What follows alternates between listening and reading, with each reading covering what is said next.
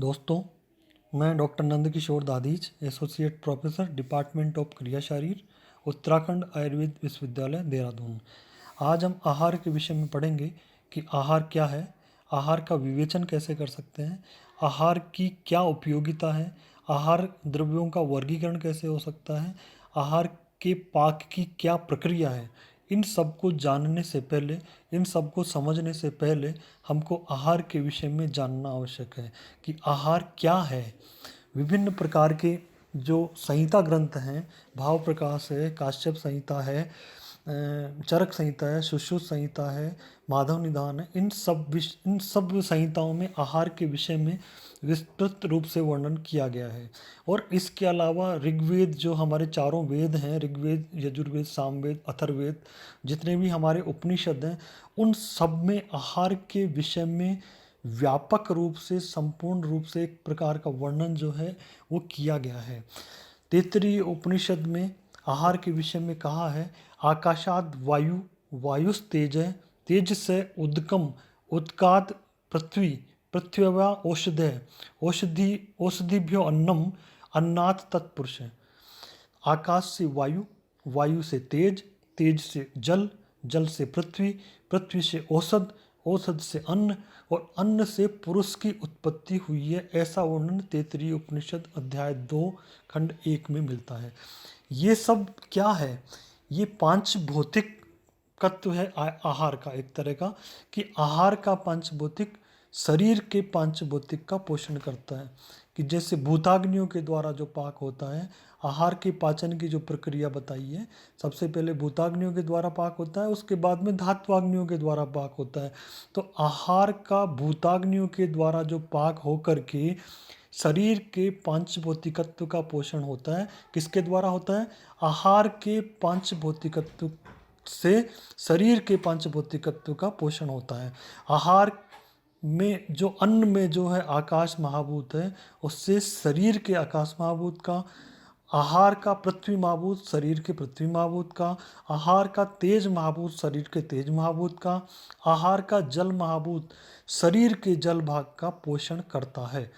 इसके अतिरिक्त सभी प्राणियों का प्राण, सभी प्रकार के जो प्रसन्नता है, वो वर्ण, स्वर का सुंदर होना, स्वर की सरसता होना, जीवन सुख होना, संतोष होना, शरीर की पुष्टि होना, बल होना, मेधा, धारणा शक्ति और शारीरिक व्यापार करने के लिए शारीरिक जो लौकिक कर्म हैं, वो सारे कर्म जो हैं वो, और जो मोक्ष प्राप्ति के लिए जो कर्म बताए हैं, वे सभी कर्म अन्न में प्रतिष्ठित होते हैं, अन्न के ही अधीन होते हैं। इसलिए अन्न जो है वो सर्वश्रेष्ठ होता है। चरक सूत्र स्थान 27 में इसका व्यापक रूप से वर्णन किया गया है। प्राणा प्राण वृत्ता अन्न अन्नम लोको अभिधावती, वर्ण प्रसादे सो स्वर्यम जीवितम प्रतिभा सुखम, तुष्टि पुष्टिर बलम मेधा सर्व अन्ने प्रतिष्ठितम, लौकिकम कर्म यद वृत्तो स्वर्ग स्वर्ग तो यच वेदिकम, कर्माप वर्गे यच्चोक्तम तच्चाप अन्ने प्रतिष्ठितम। ये सब चीज़ें अन्न के अधीन होती है, इसलिए अन्न जो है वो सर्वश्रेष्ठ होता है।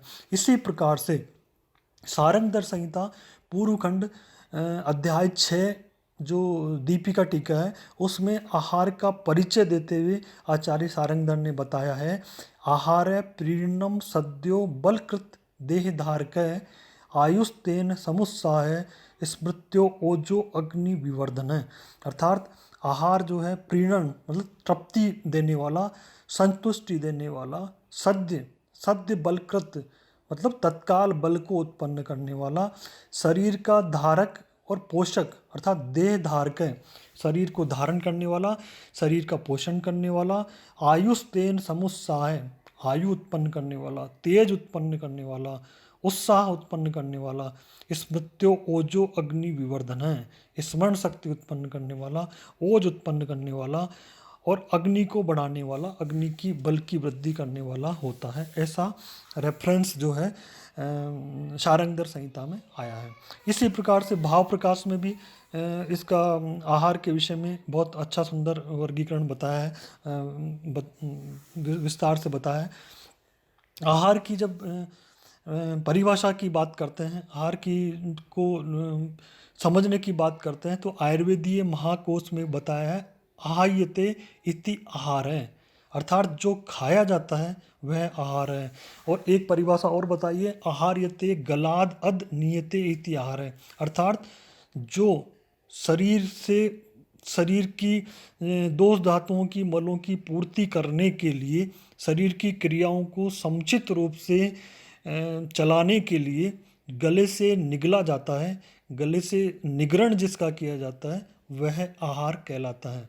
एक परिभाषा और है, गल विविध राध है, संयोगा अनुकूल व्यापार है आहार है, अर्थात गले के छिद्रों से नीचे के अवयवों, मतलब आमाशय पक्वाशय, जो हमारे शरीर के जो ऑर्गन्स जो बताए हैं, इनसे द्रव्यों का जो संयोग किया जाता है उसको आहार कहते हैं। मतलब आहार आमाशय में जाता है या पक्वाशय में जाकर के आहार की पाचन की जो संपूर्ण जो प्रक्रिया होती है, संपन्न होती है, वो किसके द्वारा होती है? वो आहार के द्वारा होती है।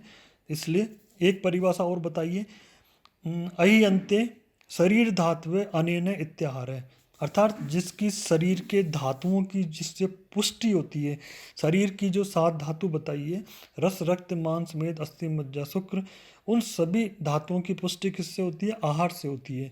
तो इन सब की ये इसको हम कह सकते हैं आहार्यते गलाद नियते इति आहार है, अधय नियते इति आहार है, जिसका गले से निगरण किया जाए, गले से जो निगला जाए उसको आहार कहते हैं। इस प्रकार से आहार का ये परिचय बताया है।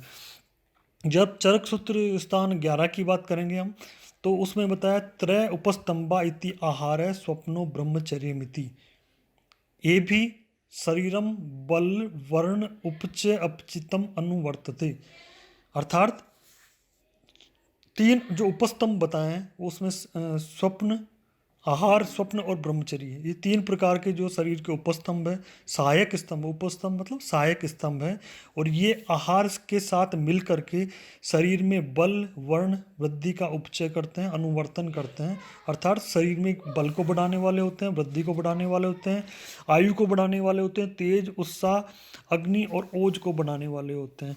क्योंकि जब ओज की और व्याधि क्षमत्व की जब बात करते हैं, इम्यूनिटी की बात करेंगे हम, तो उसमें देखते हैं कि जब आहार लेंगे, आहार का अग्नि के द्वारा उसका पाचन होगा, पाचन होने के बाद में अंतिम परिणाम के रूप में हमको ओज प्राप्त होता है, शरीर के धातुओं की वृद्धि होती है, शरीर का विकास होता है और अंत में ओज बनता है। वह ओज ही हमारा व्याधि क्षमत्व है, शरीर में जो है व्याधि न हो, रोग उत्पन्न न हो, ऐसी शक्ति हमको वो प्रदान करता है। इसी प्रकार से एक परिभाषा चरक सूत्र स्थान में और बताइए, प्राणियों का जो चरक चिकित्सा स्थान में बताया, प्राणा प्राण भृतान्नम तदयुक्ता निहंत सून, अर्थात जो प्राणियों का जो प्राण जो है वो क्या है? अन्न है, और वह अन्न जीव लोक को अन्न की ओर भागता है, अर्थात जो है वो वर्ण, प्रसन्नता, सुंदरता, प्रतिभा, सुख, संतोष, बल, मेधा, सभी वस्तुओं जो है वो किससे प्राप्त होती है? ये सभी जो चीज़ें ये अन्न से प्राप्त होती है।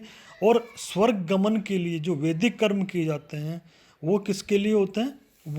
वो अन्न के द्वारा ही संपन्न होते हैं, क्योंकि जब तक अन्न नहीं खाएंगे हम, शरीर का पोषण नहीं होगा, शरीर का विकास नहीं होगा, तो शरीर स्वस्थ नहीं रह सकता। और शरीर जब स्वस्थ रहेगा तभी लौकिक और पारलौकिक जो कर्म बताए हैं वो सभी अन्न के अधिष्ठित होते हैं। इसलिए अन्न के बिना संसार में कोई कार्य नहीं है जो नहीं किए जाते हैं, अर्थात सभी कार्य अन्न के द्वारा ही संपन्न होते हैं। इसी प्रकार से अन्न या आहार सर्वश्रेष्ठ है।